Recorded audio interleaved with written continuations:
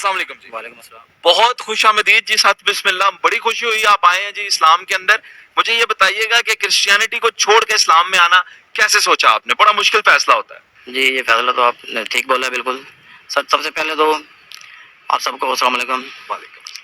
سر یہ میری چھوٹی بیٹی ہے, یہ بہت زیادہ بیمار تھی, تقریباً وینٹیلیٹر لگ گیا تھا, کوئی چانس نہیں تھا اس کا بچنے کا.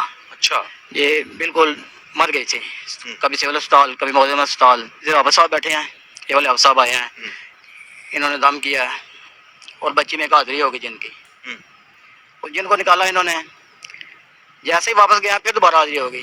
4 دنوں میں 9 جن انہوں نے نکالے, ان کو توبہ کرائی, کلمہ پڑھایا اور وہ چلے گئے. پھر اس لڑکی پر جادو ہو گیا, دل پہ یہ سوئیاں. تو اپنے رشتہ دار کرواتے ہیں. جی اپنے ہی تھے, دل میں سوئیاں چبھتی تھی, یہ تڑپتی تھی 5 فٹ زمین سے. ہم معظم اسپتال لے گئے, ادھر وینٹیلیٹر لگ گیا, لیکن ڈاکٹر سب پریشان, سب چیز کے لیے رہے, لیکن بچی کو سانس نہیں آ رہا. ہم سب رو رہے تھے, بلکہ پورا محلہ ہی رو رہا تھا, سب کو پتہ ہے. پھر اتنے میں ہمارا ایک دوست ہے شانی, وہ آ گیا. انہوں نے ایک سید بادشاہ صاحب ہیں منی بہالدین کے, ان کو کال کرائی, واٹس ایپ پہ ویڈیو کال ہوئی.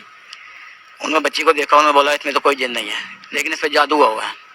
انہوں نے دم کیا ادھر سے, تو ہم نے ایک قطرہ منہ میں پانی کا ڈالا ہے تو بچی ٹھیک ہوگی, جیسے کبھی پوری صدیوں میں بیمار ہی نہیں تھی. انہوں نے بولا 3 دن لگاتار دم کرانا ہے, 3 دن لگاتار دم کرایا ہے, بچی بالکل ٹھیک ہو گئی ہے. ہم جس سے متاثر ہو کے ہم نے اسلام قبول کر لیا.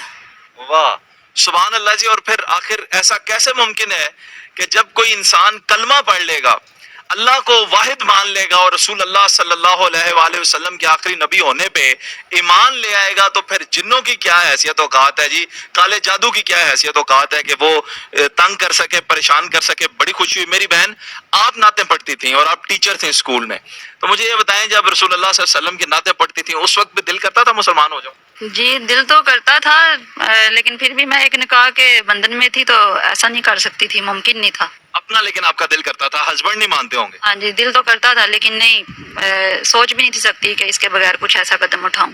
تو انہوں نے جب خود ہی کہہ دیا کہ آپ مسلمان ہو, جی آپ نے دیر نہیں لگائی؟ نہیں, ہم نے ایک دم سے انصاری صاحب سے بات کر دی. اور پھر بچیوں کو کیسے کنونس کیا آپ نے؟ بچے بھی پھر ظاہر ہے ہمارے ساتھ ہے, اللہ کا شکر ہے, بہت اچھی تربیت میں نے کی ہے اپنے بچوں کی, اور میری ایک ہاں میں ان کی ہاں ہوتی ہے. مجھے یہ بتائیں کہ کوئی زور زبردستی کسی نے جبرن کہا ہو مسلمان ہو جو, نہیں تو ہم مار دیں گے, کوئی یہ وہ ایسا تو نہیں؟ کچھ بھی نہیں, ایسا کچھ بھی نہیں. ہم اپنی مرضی سے ہوئے ہیں, اپنی خوشی سے ہوئے ہیں. وہ تو آپ کا چہرہ ہی بتا رہا ہے.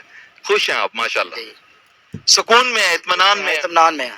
جب سے میری بچی نے قرآن شریف پڑھنا شروع کیا ہے تو کوئی جادو کوئی کچھ چیز نہیں چل رہی میری بچی پہ, بالکل ٹھیک ہے میری بچی, بہت کے منہ میں گئی ہوئی واپس آئی ہے. بالکل ایسا ہی ہے, اس میں کوئی دوسری رائے نہیں ہے کہ اللہ کے کلام میں بڑی اس سے پہلے ہم 3 مہینے اپنے چرچ میں جاتے رہے بچے کو لے کے, ادھر جانا, جن نکال دینا, پھر گھر آنا, پھر جن واپس. شام کو 6 بجے. دیکھیں میں یہ نہیں کہہ سکتا کہ چرچ میں جن نہیں نکالا جا سکتا, وہاں پہ بھی جو کتاب پڑھی جاتی ہے وہ اللہ کی کتاب ہے, ایسا نہیں ہے. وہاں وہ بھی ساری چیزیں اپنی جگہ موجود ہیں, لیکن ظاہر ہے کہ اب جو دور ہے وہ اسلام کا. اسلام کا یہی بات. آخری نبی رسول اللہ صلی اللہ علیہ وآلہ وسلم, جب ان کا ذکر آ جاتا ہے تو پھر یہ چیزیں تو کہیں کی نہیں رہتی. آپ بتائیں جی, کوئی زور زبردستی کسی؟ نہیں کوئی زور زبردستی کسی نے بھی نہیں کی, لیکن یہ ہے کہ میں نے اپنے بہن بھائیوں کو, رشتہ داروں کو پہلے بتا دیا کہ میں نے اسلام قبول کرنا ہے. سب سے پہلے میں نے اپنی چاچی کو بلایا تھا, تو اپنی چاچی سے میں نے بات کی, ساری ان کو بات بتائی. میری چاچی کہتی ہے جو تمہیں اپنے بچوں کے لیے, اپنے لیے بہتر لگے تم وہ کرو, اور ان کی اس بات سے مجھے حوصلہ ملا تھا. اور ویسے بھی اب ہم سب آپ کے بہن بھائی ہیں, ہمیں یہ حکم ہوتا ہے کہ مسلمان آپس میں بہن بھائی, تو اب ہم سب ایک بہت بڑی کمیونٹی میں آپ نے قدم رکھا ہے. آپ کو خوش آمدید بھی کہتے ہیں.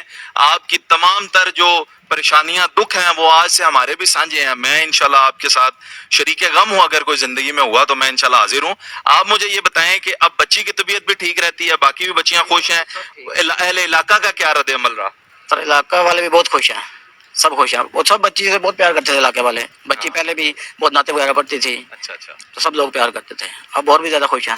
اچھا جی, پھر عرض یہ ہے آپ کہ آپ بچی ہے جو بیمار تھی, اس سے اگر مجھے تلاوت تھوڑی سی قرآن مجید کی اگر وہ سنا دے تو مجھے بڑی خوشی ہوگی. بیٹا سنائیں گی؟ اعوذ باللہ من الشیطان الرجیم, بسم اللہ الرحمن الرحیم.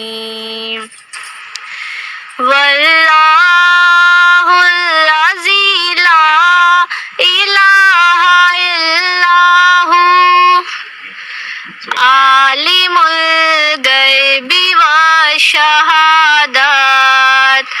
والرحمن الرحیم واللہ الذی لا الہ الا ہو الملک القدوس السلام المؤمن المہیمن العزیز الجبار المتکبر سبحان اللہ عما یشرکون صدق اللہ العظیم. سبحان اللہ جی، جزاک اللہ. میری بہن آخر میں اب آپ بھی اس نعت کے مجھے صرف ایک دو اشعار سنا دیں جس نعت نے آپ کا بھی دل بدلا اور آپ کو بھی جو نعت پڑھتی تھی تو دل سے محسوس ہوتا تھا کہ میں مسلمان ہو جاؤں. میں سنا دیتی ہوں آپ کو. تو امیر حرم میں فقیر عجم، تیرے گن اور یہ لب میں طلب ہی طلب، تو عطا ہی عطا، تو کجا من کجا، تو کجا من کجا. تو ہے احرام انوار باندھے ہوئے، میں درودوں کی دستار باندھے ہوئے.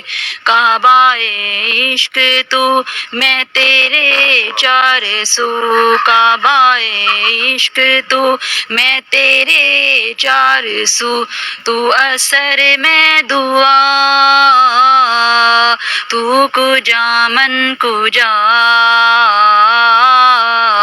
تو کجا من کجا.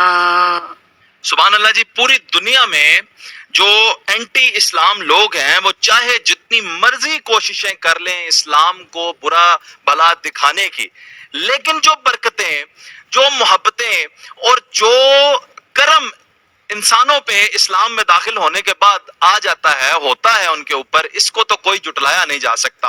اور یہ کھلی آنکھوں سے دیکھنے والا ثبوت ہے کہ کس طرح سے لوگ آج بھی اپنے دوسرے مذاہب کو چھوڑ کر اسلام میں شمولیت حاصل کر رہے ہیں. اسلام زندہ باد، پاکستان پائندہ باد.